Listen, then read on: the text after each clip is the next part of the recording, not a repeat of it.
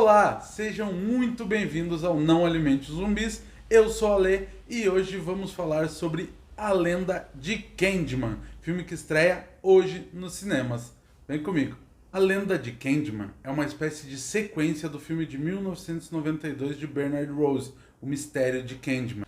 Lá nós somos apresentados a essa lenda, a lenda de Candyman, onde um homem de capa preta e com um gancho na mão assassina as pessoas aterrorizando o condomínio ou conjunto habitacional Cabrini Green. E agora, neste filme, esse conjunto habitacional Cabrini Green ele foi demolido, já fazem 10 anos que ele foi demolido, e no lugar dele foi construído um novo condomínio, que é onde o artista visual Anthony McCoy e sua namorada Brianna vão morar. Agora, nesse condomínio de luxo, Anthony precisa buscar inspiração para continuar os seus quadros. É então que ele começa a investigar a história original dos conjuntos habitacionais que ali existiam. E ao buscar essa inspiração, ele vai de encontro à história de Candyman. E agora os novos habitantes desse local vão ter que lidar com as consequências de seus atos.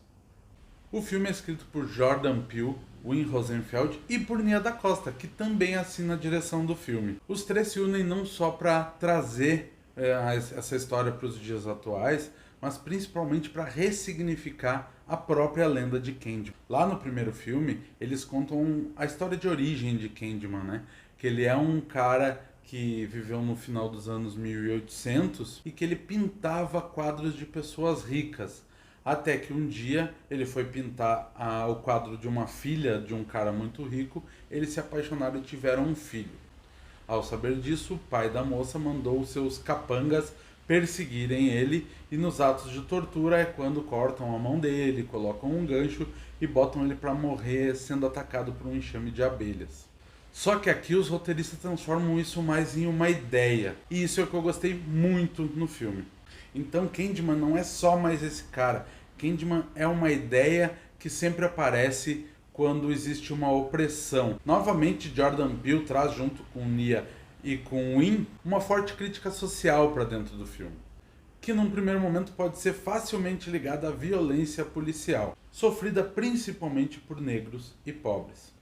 Já numa segunda camada nós vamos notar que eles mostram que essa violência policial é apenas uma forma de opressão que o povo sofre. Com isso, não abandonar as ideias lá do primeiro filme foi uma ótima sacada de Nia e dos roteiristas. Eles acabam tornando tudo aquilo que aconteceu no primeiro filme como apenas um dos casos em que Candyman aparece, ou pelo menos um Candyman. Outro grande acerto de Nia é o visual do filme. Nia da Costa usa soluções muito criativas para recontar essa história, o que poderia muito bem, ou comumente é feito usando flashbacks. Aqui ela usa como uma espécie de teatro de marionetes, teatro de sombra, sabe? Aquele que tu usa os bonequinhos e vai fazendo sombra na parede, para ir contando a história, não só do filme de 92, como as outras histórias que envolveram Candyman. Com isso, ela faz de forma rápida e criativa que a história fique muito presa na nossa cabeça, mesmo que a gente não tenha visto o filme lá de 92.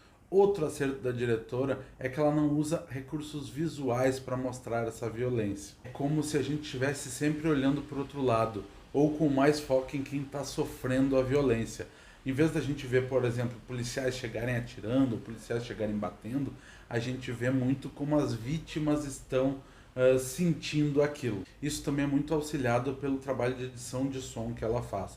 Os sons sempre são muito altos, muito estridentes.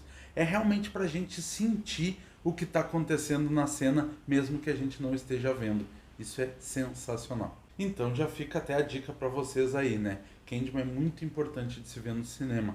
Serão experiências diferentes a gente assistir em casa, quando for possível, ou assistir ele na tela grande, principalmente na imersão de som que o cinema vai nos trazer. Fica a dica. Ainda dentro desse contexto, é legal de falar de como Candyman não é um monstro pronto, ou não é uma lenda pronta, assim como no filme anterior. Aqui ele está se criando, é como se a lenda tivesse se recriando, melhor dizendo. Com isso, a diretora reforça a crítica social que o filme traz.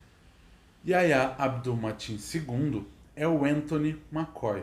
Ele é o bebê que acaba sobrevivendo lá no primeiro filme. Não é spoiler porque o filme é de 92, né? Só que aqui ele não tem consciência da história dele. E é isso que traz essas nuances de atuação que o ator traz para o personagem muito interessantes. Ele é um cara que, mesmo que ele não conheça essa história, não saiba que ele já tem uma ligação com a história de Candyman, ele vai se deslumbrando por ela. Então é como se realmente fosse uma coisa mística que estivesse chamando ele.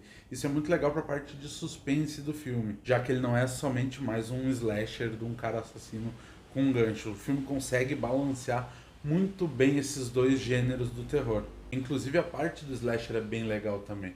Os assassinatos que ocorrem são visualmente muito bem feitos. E de novo, mais um ponto aí para a direção da Nia da Costa. O restante do elenco acaba sendo funcional. Teyonah Parris faz Brianna, a namorada do protagonista. Ela tá bem, ela vai andando junto com a onda do filme, mas acaba tendo muito pouco destaque. Mais na parte final do filme, e aí ela entrega bacana.